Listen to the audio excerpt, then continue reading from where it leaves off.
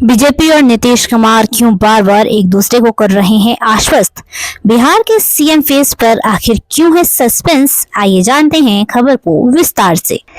BJP के नेता पिछले कुछ महीनों से लगातार कह रहे हैं कि बिहार में नीतीश कुमार ही एनडीए के नेता हैं और उनके नेतृत्व में ही एनडीए बिहार विधानसभा चुनाव लड़ेगी।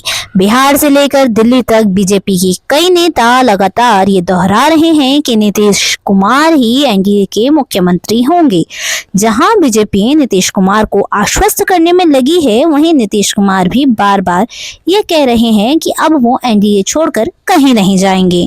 लोकसभा चुनाव के वक्त भी नीतीश ने ये कहा था और नतीजों के बाद भी दोहराया था। कुछ दिन पहले फिर नीतीश कुमार ने कहा कि वे अब बीजेपी के साथ ही रहेंगे और पहले जो गलतियां हुई वो अब नहीं होंगी। करीब 2 महीने पहले इस तरह की चर्चाएं तेज हुई कि क्या नीतीश कुमार नाराज हैं और क्या गठबंधन में सब कुछ ठीक चल रहा है। हालांकि तब भी बीजेपी सहित एनडीए में शामिल दलों ने कह दिया कि बिहार विधानसभा चुनाव में नीतीश कुमार ही एनडीए का चेहरा होंगे। बीजेपी नेता अमित शाह के एक बयान के बाद ये कयास लगने लगे थे कि बिहार में एनडीए का चेहरा कौन होगा।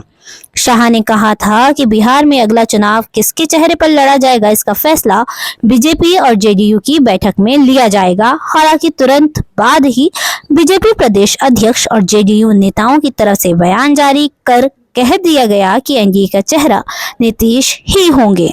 बिहार बीजेपी की कोर कमेटी मीटिंग के बाद भी बीजेपी की तरफ से इस संबंध में बयान जारी किया गया। पिछले हफ्ते भी बीजेपी के एक सीनियर नेता ने दोहराया कि नीतीश कुमार ही एनडीए के सीएम होंगे, चाहे किसी भी पार्टी की कितनी भी सीटें आएं, नीतीश ही सीएम होंगे।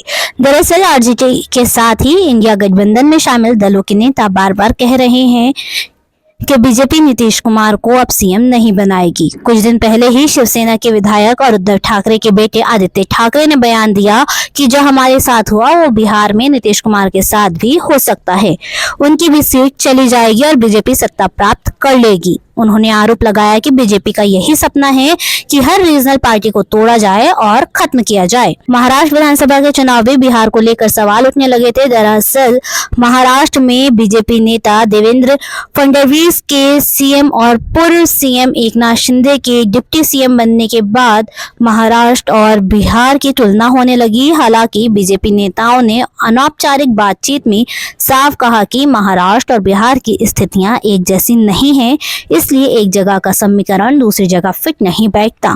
नीतीश कुमार की पार्टी जेडीयू केंद्र में भी एनडीए के साथ है और सरकार में शामिल है। बीजेपी अपने दम पर बहुमत नहीं है और जेडीयू के 12 सांसद हैं। धन्यवाद।